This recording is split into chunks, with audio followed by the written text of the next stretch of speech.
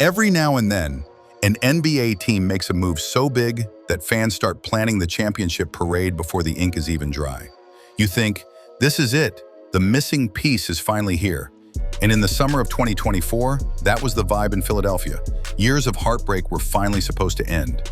After the Ben Simmons collapse, after the James Harden trade drama, after every playoff flameout, Philly had pulled off what seemed impossible. Joel Embiid, fresh off an MVP caliber season, Tyrese Maxey, the newly crowned most improved player, and now the crown jewel of free agency, Paul George, agreeing to a 4-year, $212 million max deal to join them. On paper, it was perfect. Embiid's dominance inside, Maxey's speed and shot creation, and George's two-way ability, the logic was flawless. Elite perimeter defense, another 20-plus point scorer, someone who could take the weight off Embiid when the postseason got brutal. ESPN called it a move that could change the balance of power in the East. Daryl Morey himself said George fit perfectly with the roster. The city felt like it was about to witness something special. But what no one realized then was that this super team was less like a well-oiled machine and more like a time bomb, and the clock was already ticking. October 14th, 2024. A meaningless preseason game against Atlanta. Nothing at stake. And then, disaster. Paul George's knee buckles on a routine defensive play. The diagnosis? Hyperextended left knee with a bone bruise. Annoying, but supposedly minor. He missed the first 5 games, then returned on November 4th to make his Sixers debut against Phoenix. He scored 15 points and shot 14% from 3. Not the debut anyone had dreamed of, but hey, it was early. 16 days later, the same knee hyperextended again, the same exact injury, 2 times in less than 3 weeks. And that was just the start.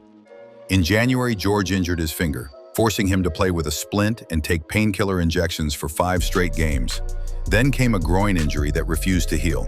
By March, the Sixers shut him down entirely so he could receive injections in both his knee and groin. His season was over, just 41 games played.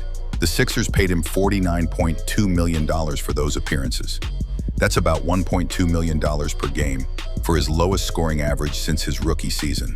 And while he rehabbed, George kept up his podcasting schedule, casually talking hoops while his actual team's season was sinking. For a franchise desperate to get over the hump, it was a nightmare. But George was only half the problem.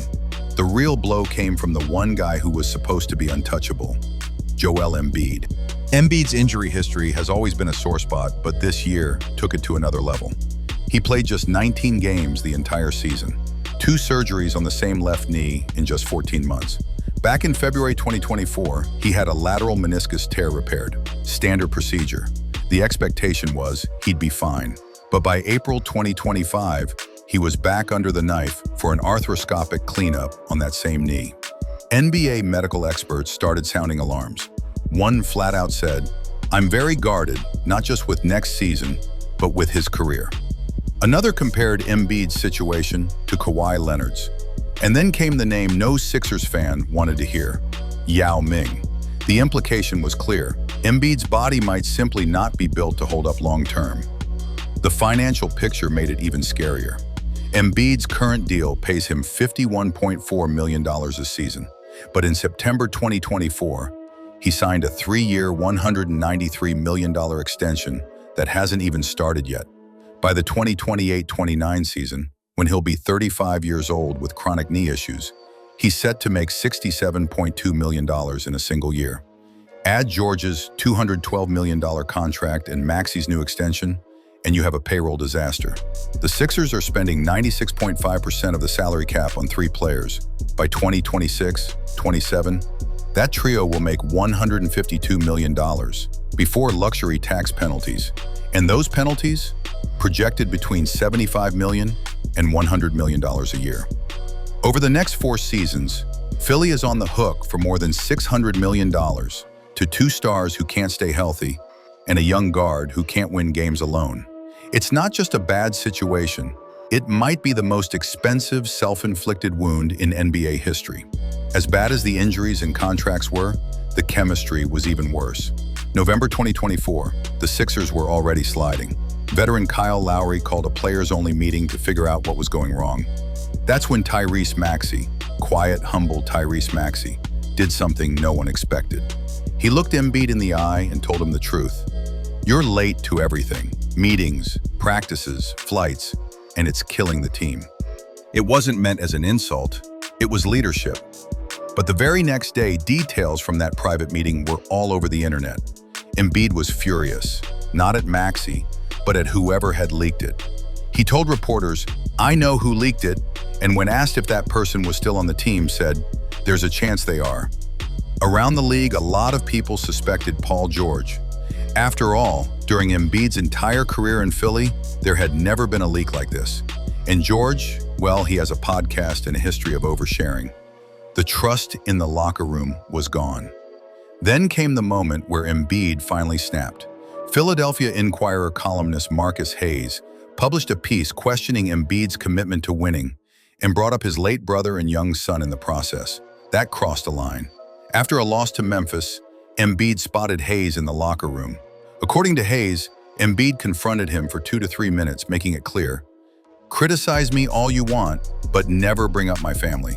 Then Embiid allegedly shoved him and said, "You're going to see what I'm going to do to you, and I'll live with the consequences." The NBA suspended him for 3 games.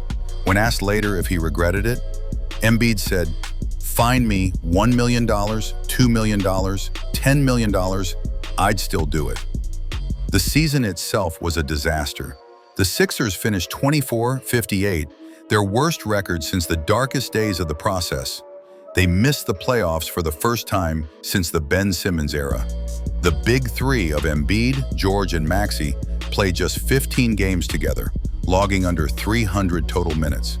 Philly used 53 different starting lineups, more than 1 per game. The contrast was painful. The previous year, when Embiid was healthy, the Sixers went 31-8, better than the eventual champion Celtics. This year, with or without him, they couldn't even crack 500. If there's any glimmer of hope, it's the young core. Maxey proved he's more than just a sidekick, averaging over 26 points per game when healthy. Rookie Jared McCain looked like a steal before a knee injury cut his season short, with a 9-game stretch where he averaged 24 points and shot 42% from 3. And 2025 lottery pick VJ Edgecombe dominated Summer League, looking every bit like the Paul George clone he was hyped up to be. But here's the problem. What do you actually do from here?